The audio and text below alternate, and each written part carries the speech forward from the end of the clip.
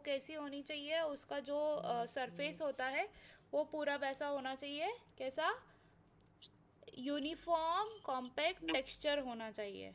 Uniform compact texture से क्या समझते हैं हम? स्मूथ है ना? स्मूथ होना चाहिए, हाँ ठीक है।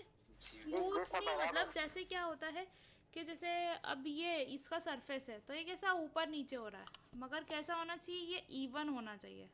आई बात समझ में, है ना? तो बात ये है कि फर्स्ट क्लास ब्रिक की हम बात कर रहे थे। हमारी फर्स्ट क्लास ब्रिक को सबसे पहला तो हम क्या देखेंगे, इसकी प्रॉपर्टीज़ में जब ऐसे करके लिखोगे ना आप एग्ज़ाम में, तो क्या लिखोगे, सबसे पहला पॉइंट लिखोगे कि क्या होना चाहिए इसकी, जो सरफेस होना चाहिए, surface should be uniform in texture. मतलब इसकी जो क्या बोलते हैं सरफेस को, क्या बोलते हैं सरफेस को, समझ लेना। हिंदी में बोलते हैं इसका जो, हाँ प्लेन, हाँ सतह, सतह, सतह, सतह कैसी होनी चाहिए, एक जैसी या एक सार होना चाहिए, ठीक है, इक्वल होना चाहिए। जब हम दूसरा, इसका जो कलर होना चाहिए वो कैसा होना चाहिए, रेडिश ब्राउन होना चाहिए, जिससे हमको क्या पता पड़ता है कि ये वेल बर्न्ट है। वेल बर्न्ट मतलब अच्छी तरह पकी हुई।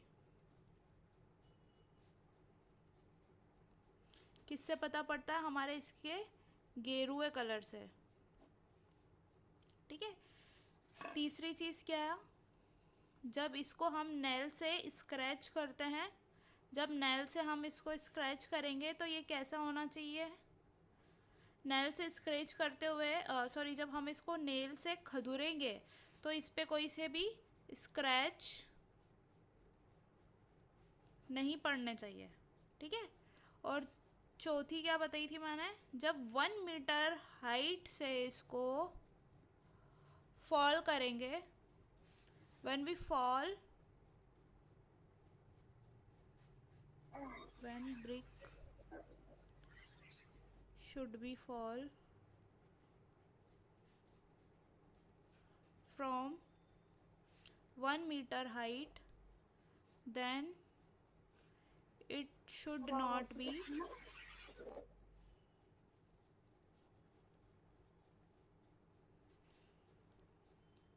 break, ठीक है। जब हम इसे 1 मीटर की हाइट से गिराएंगे तो ये टूटनी नहीं चाहिए। अगला क्या आता है कि इसकी एजेस शार्प होना चाहिए,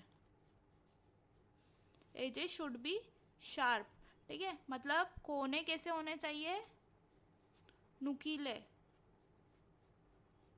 ठीक है। जो इसकी जो एज होना चाहिए, ये कोने एक जैसे होना चाहिए या नुकीले होना चाहिए, ठीक है। इसमें कोई भी क्रैक्स नहीं होना चाहिए। क्रैक मतलब तिराड़े, या जो भी तुम लोग अपने आम भाषा में लिखो वो नहीं होना चाहिए, ठीक है।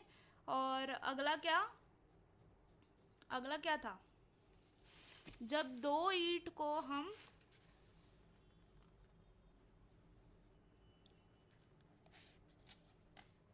जब हम इसको दो ईंट को टकरा करके बजाकर देखेंगे तो इसमें कैसा साउंड आना चाहिए, ringing sound, metallic. Metallic ringing sound, ठीक है। अगर कोई भी दो ईंट को, अगर वो पोली होंगी या वो पोरस होंगी या छिद्र से परिपूर्ण होगी तो हम उसको बजाएंगे तो नॉर्मली वैसा साउंड नहीं आएगा। अब ये दोनों चीज़ कैसी है, पोली है, सुनाई दे रहा है कैसा साउंड आ रहा है, हाँ मैं मारा है। ठीक है। कैसा आ रहा है, खाली खाली सा। मगर अब हम है ना दो एक जैसी चीज़ को ऐसे बजा के देखेंगे तो कैसा आएगा, थोड़ा सा भरा भरा सा साउंड आना चाहिए।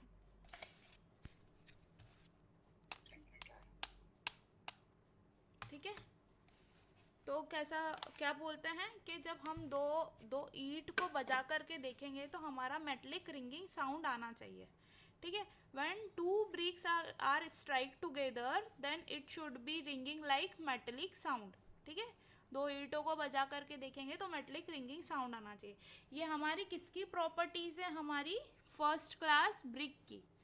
क्या होना चाहिए, पहली बात तो कलर रेडिश ब्राउन होना चाहिए, जिससे हमें पता पड़ता है कि ये अच्छी तरह पकी हुई है। ठीक है, वेल बर्नड है। दूसरी चीज़ होनी चाहिए, इसकी सतह यूनिफॉर्म इन टेक्सचर होनी चाहिए, मतलब एक जैसी होनी चाहिए, समतल होनी चाहिए। ठीक है, ऐसी उबड़ खाबड़ नहीं होनी चाहिए। समझ में आ रही है बात। दूसरी चीज़, जब हम इसको नेल से स्क्रैच करेंगे, जब नेल से इसको रब करेंगे तो कोई भी स्क्रैच नहीं पड़ने चाहिए। ठीक है, अगली चीज़, जब हम ईंट को 1 मीटर की हाइट से गिराएंगे तो टूटनी नहीं चाहिए।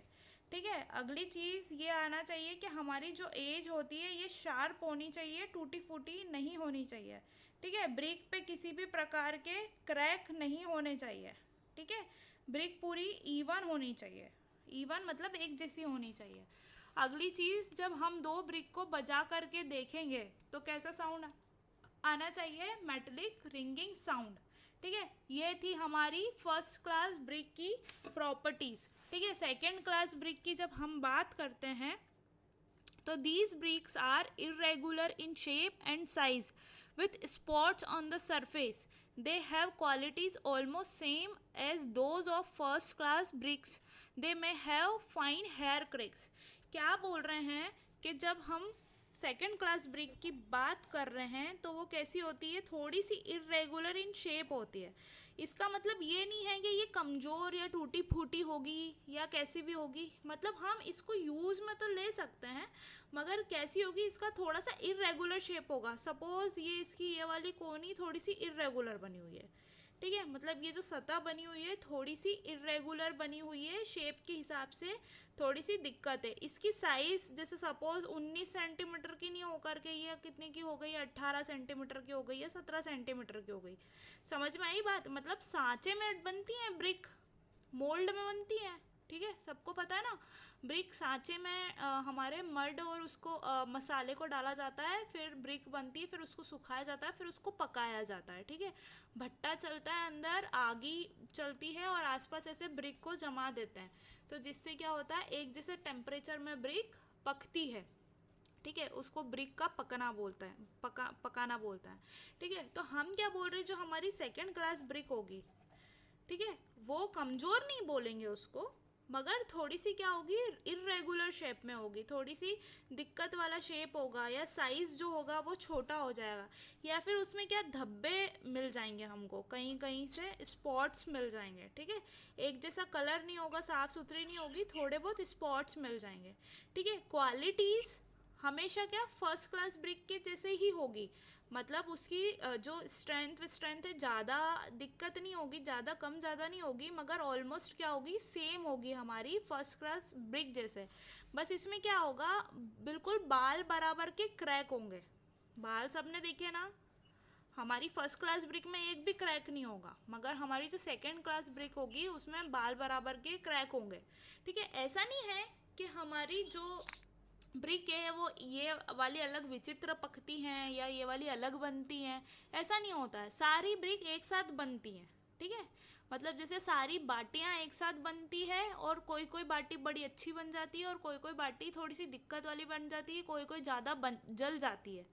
ठीक है, मानते हो एक ही ओवन या एक ही कंडे पे आप बाटी पकाते हो, मगर दिक्कत ये होती है अलग अलग टाइप की बाटियाँ पक जाती है, जो फिर जिसको सबसे अच्छी जो अच्छा दाम देता है उसको सबसे अच्छी अच्छी बाटियाँ हम प्रोवाइड कर देते हैं, वैसे ही हम अच्छी अच्छी ब्रिक उसको प्रोवाइड कर देते हैं। सबका अलग अलग होता है, मतलब फर्स्ट क्लास ब्रिक अलग की जाती है, फिर थोड़ी सी हेयर क्रैक वाली या थोड़ी सी अलग अलग जिसका शेप साइज सही नहीं होगा वो सेकंड क्लास ब्रिक में कर देंगे, और फिर जो थर्ड क्लास ब्रिक होगी उसको अलग कर देंगे, जो ज़्यादा जल जाएगी उस ब्रिक को पूरा अलग कर देंगे। ठीक है, ये क्लासिफिकेशन हो जाएंगे। सबको आ रही है बात समझ में। में आ रही है ना। तो हमारी जो फर्स्ट क्लास ब्रिक की प्रॉपर्टीज ये होंगी जो पूरी 5-6 मैंने समझाई है। सेकंड क्लास ब्रिक की भी मतलब क्वालिटी में दिक्कत नहीं होगी, क्वालिटी हमेशा फर्स्ट क्लास ब्रिक के सेम ही होगी। मगर क्या होगा, एक तो इसमें बाल बराबर क्रेक होंगे, मतलब hair line fine hair crack होंगे, ठीक है। इसमें स्पॉट्स होंगे, धब्बे होंगे, ठीक है, थोड़े से स्पॉट्स होंगे। जी मैम, इसे खंजर बोलते हैं इसको। नहीं, वो पूरी ओवर बंट को बोलते होंगे, जो पूरी काली जल जाती है उसको बोलते होंगे। मैम इसको भी बोलते हैं। इसको बोलते हैं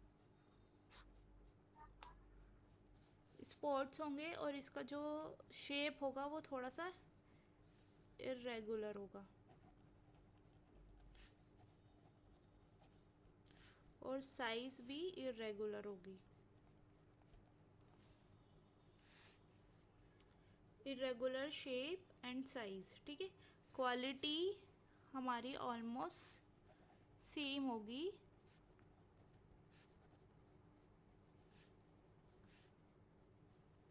फर्स्ट क्लास ब्रिक के जैसी ही होगी,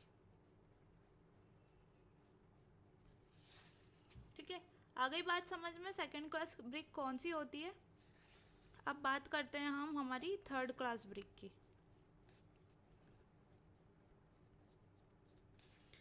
थर्ड क्लास ब्रिक कौन सी होती है, they are soft and in light colour.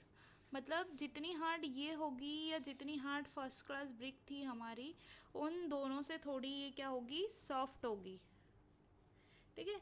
मतलब अगर 1 मीटर की हाइट से गिरा रहे हैं तो ये थोड़ी सी जल्दी टूट जाएगी, ठीक है। इसका जो कलर होगा ये फीका होगा, मतलब लाइट कलर का होगा, रेडिश डार्क ब्राउन टाइप नहीं होगा, बस थोड़ा सा लाइट होगा।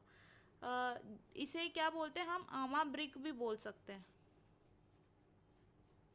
इसको हम थर्ड क्लास नहीं बोल करके आमा ब्रिक भी कहते हैं, मतलब बहुत सारी जगह हम आमा ब्रिक भी कहते हैं। दूसरी चीज़ क्या होती है, these are under burnt bricks, मतलब ये कम पकी हुई रहेगी।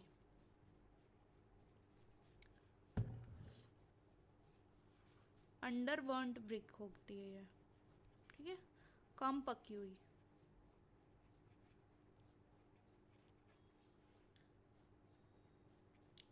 जब हम दो ब्रिक को आपस में टकराएंगे, कौन सी, थर्ड क्लास ब्रिक को, तो ये कैसा साउंड देगी, हमारा डल साउंड देगी।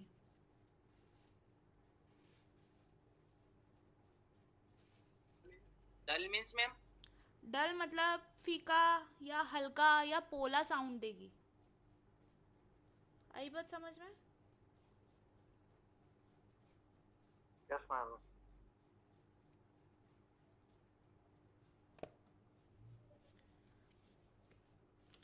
पढ़ लो, देखो ये दो चीज़ है, ये दो चीज़ पोली है, ये डल साउंड दे रही है, ठीक है। अब वहीं मैं बात करती हूँ,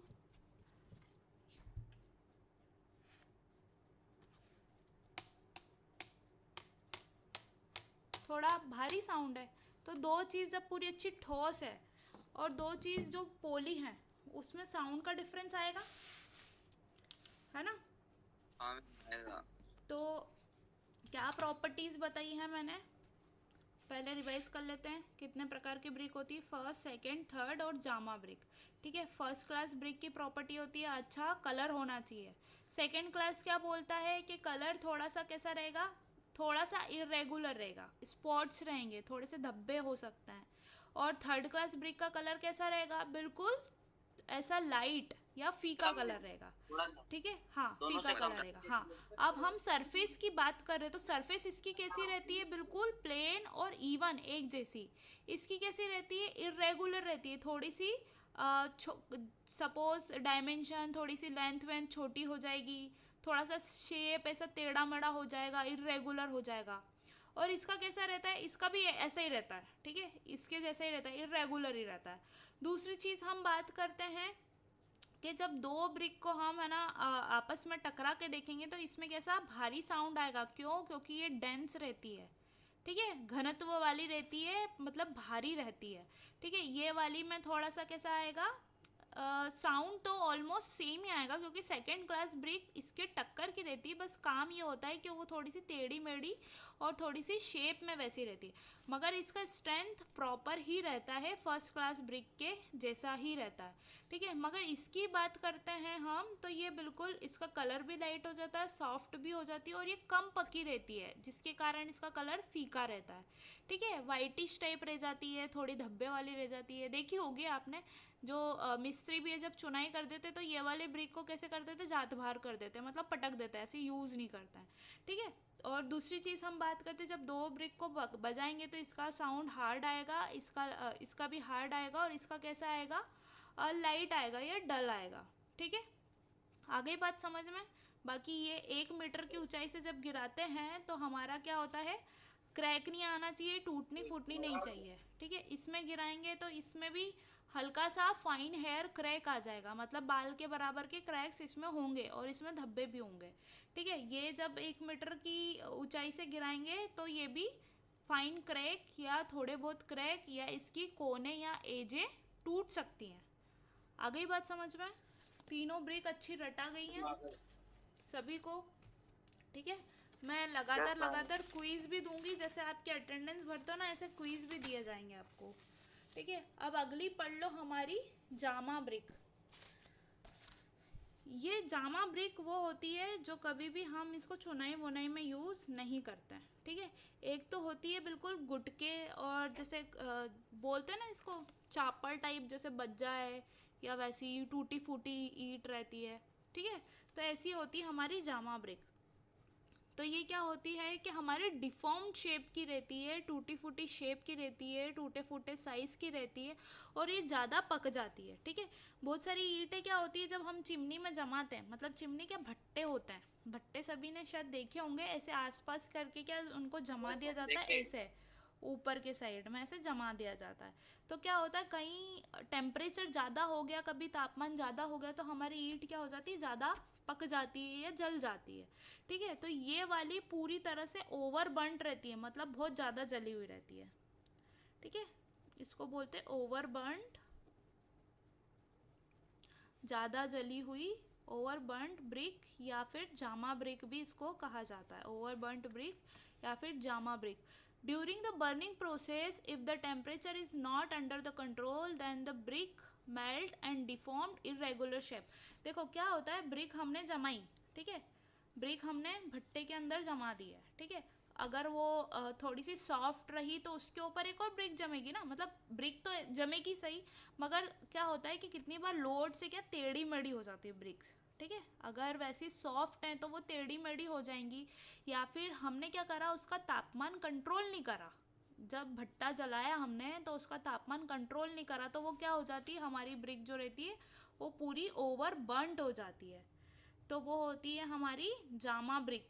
इसका यूज़ अब जब पढ़ रहे हैं, मतलब कुछ ना कुछ यूज़ भी होता होगा, इन तीनों का तो होता ही है। ये वाली तो सबसे अच्छी जगह लगेगी, ये वाली ठीक है, हम जैसे लोग लगा लेंगे नॉर्मली कहीं भी यूज़ कर रहे हैं तो, क्योंकि इसमें क्वालिटीज़ तो अच्छी होती है सेकंड क्लास में, मगर रेट थोड़े कम सस्ती में मिल जाएगी है। और थर्ड क्लास ब्रिक का होती है कि जहाँ ज़्यादा लोड नहीं आ रहा है, नॉर्मल सा काम है, हम वहाँ पर इसको यूज़ कर लेंगे, क्योंकि सिर्फ इसका क्या होता है, सिर्फ साउंड डल रहता है और बाकी सॉफ्ट रहती है, और कलर थोड़ा सा डल रहता है, बाकी हम इसको बहुत सारी जगह पे यूज़ कर लेते हैं। मगर जामा ब्रिक ये तो पूरी, मतलब शेप भी डिफॉर्म्ड रहता है, टूटी फूटी भी रहती है, इसके कोने भी सही नहीं रहते हैं, और पूरी ओवर बर्न्ड रहती है। तो इसको कहाँ यूज़ करेंगे हम, इसको हम वहाँ यूज़ करते हैं जहाँ पे हमको भराई करनी होती है।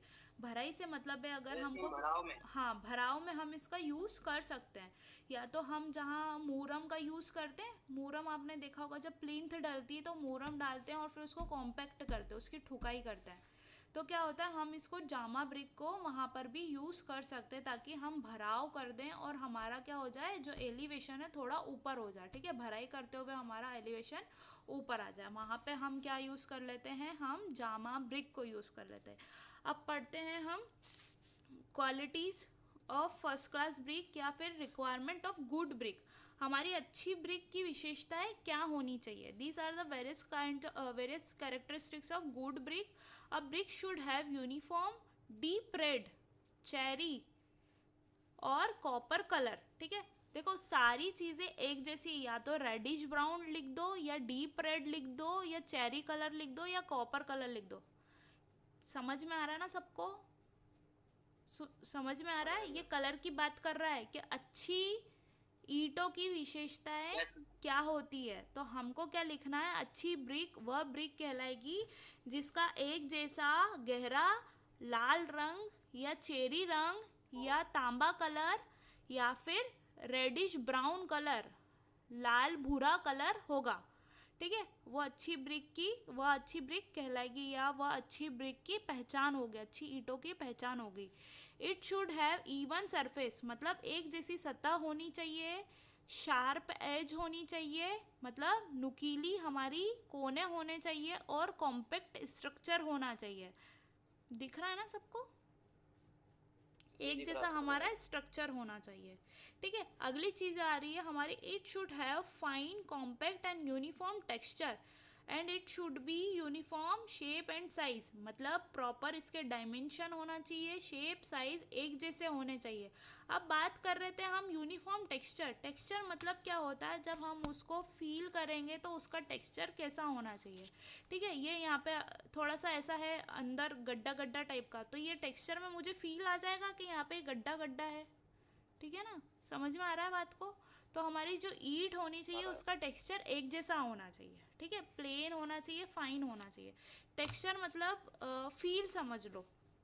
ठीक है, it should be table moulded, well burnt in kiln, free from cracks, flaws, loose material, nodules or of free lime and any other defects. ठीक है, मतलब टेबल मोल्ड होनी चाहिए। मतलब ब्रिक कैसे बनती है, हमारी सांचे में बनती है। ठीक है, तो प्रॉपर इसके सांचे में बनी होनी चाहिए। वेल बर्nt होनी चाहिए, मतलब वेल बर्nt इन क्लीन, मतलब भट्टे में अच्छी तरह से पकी होनी चाहिए। फ्री फ्रॉम क्रैक्स, सारी तिराड़ों से फ्री होनी चाहिए, है ना, मतलब तिराड़े नहीं होनी चाहिए। फ्लॉज, लूज मटेरियल, मतलब जैसे खिरता हुआ मटेरियल नहीं होना चाहिए। कितनी बार अपन ब्रिक उठाते हैं, यहाँ मतलब मजदूर ब्रिक फेंक फेंक के देते हैं, देखा होगा। ब्रिक लेते देते या ब्रिक जमाते हुए देखा है आपने मजदूरों को? देखा है मैम। है ना, तो क्या होता है जब वो ब्रिक ऐसे फेंक के देते हैं, ब्रिक ऐसे फेंक के देते हैं तो उसका मटेरियल क्या होता है, खिरता है। तो लूज मटेरियल नहीं होना चाहिए, खिरने वाला भी नहीं होना चाहिए। अब अगली चीज आ रही है इसकी crushing strength. Crushing strength of brick should be 105 kg पर सेंटीमीटर स्क्वायर। इसको हम समझेंगे जब हम टेस्ट ब्रिक पे पढ़ेंगे या लगाएंगे। दूसरी चीज़ अभी आसानी के लिए समझ लो कि ये मैंने कोई ब्रिक ली। ठीक है, ये ब्रिक ली, दिख रही है। क्रश करना मतलब मैं इस पे ऊपर से क्या कर रही हूँ, लोड लगा रही हूँ। ठीक है, लोड लगाया। तो जब मैंने इस पे लोड लगाया तो ये कितने लोड पे टूटना चाहिए, 105 kg पर सेंटीमीटर स्क्वायर। स्क्वायर ये क्या हुआ, केजी तो सब समझते हो, किलोग्राम। किलोग्राम। ठीक है, और सेंटीमीटर स्क्वायर मतलब ये मेरी ब्रिक की अगर सरफेस है, ठीक है, तो ये इसका एरिया कैसे निकालूंगी मैं? एरिया निकालना तो आता ही नहीं था किसी को, पिछली क्लास में मैंने पूछा था, है ना? आता था क्या एरिया निकालना? नहीं आता था। ये वाली आता था। अरे तुम लोगों को आता था, वो किसको नहीं आया था यार?